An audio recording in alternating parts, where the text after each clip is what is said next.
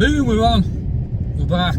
So I'll try to speak a bit clearly, seeing as I keep getting comments saying that, oh, take the marbles out of your mouth and all that shit. So maybe I should shout at the microphone. Will that make you happy, Mr. Peter Love? No, I didn't fucking think so. Because you're still going to be a cunt and come in with comments, call me a dickhead and whatever. But guess what? I don't give a fuck.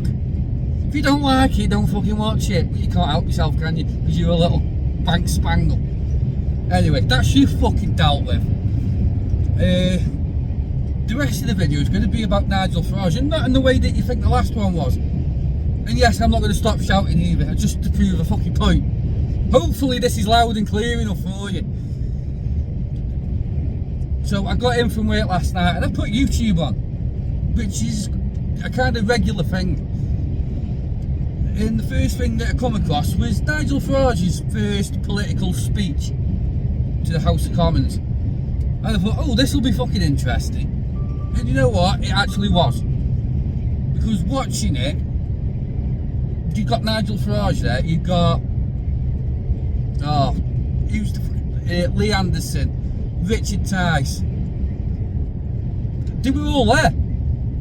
The House of Commons was like half empty though. A lot of the other people didn't bother turning up, which is kind of the norm. Unless they're asking for a pay rise and then the place is flooded. But anyway, all the reform candidates were there. And Nigel Farage got up and made his first speech. He did the traditional thing of honouring the person that he's taken over from in that constituency. And a lot of what he said, he didn't get heckled. Now usually when someone that the mainstream parties don't like gets up and starts speaking, they cheer, heckle, and it just basically makes as much noise as they can over them. Nigel Farage didn't get any of that. What he said, how he said it, people kind of agreed with. They were quiet and let him speak, which doesn't usually happen. Now, one of two things has happened. Either Nigel Farage has stopped being a cunt that he is and is actually taking the job seriously, or he's been in the back office and someone's had a quiet little word in his shell like, this is how we do things here, lad. Don't care where you've been before and how you think it works, but that's not how we do things.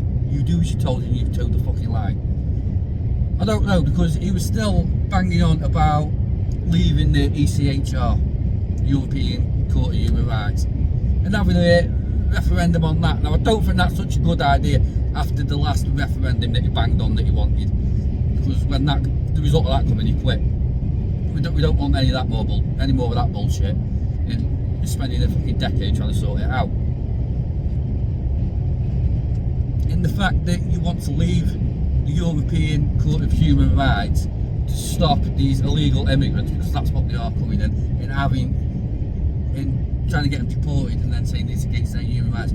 If you get rid of the European Court of Human Rights, it's not just them that lose the human rights, everybody does, and then we all get shit on from the Great Art, which no one seems to have figured that one out.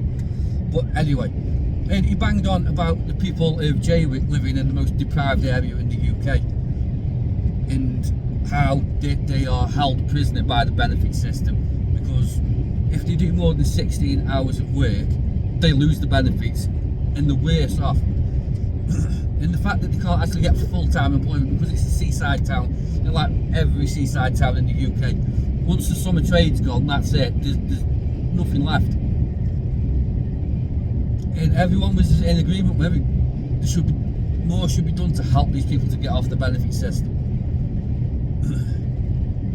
Bring jobs to the area and stuff like this. And yes, it should do, but when you've got people like Ryanair and EasyJet flying you to Spain for a £5 and bullshit like this, it's been going on since the 70s. It's not going to happen, is it?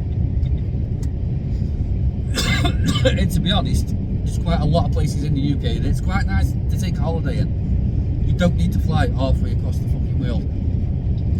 We're in the wrong fucking lane because they shut the fucking lane because someone broke down on the hard shoulder. But we still shut lane 1 anyway. Anyway, there, fucking. Hopefully I've made my point. Hopefully it's been loud and clear enough for you, Peter Love. If that's your real name or you just love Peter, I don't know. Anyway, I'll catch you another day, another way. Bonjour!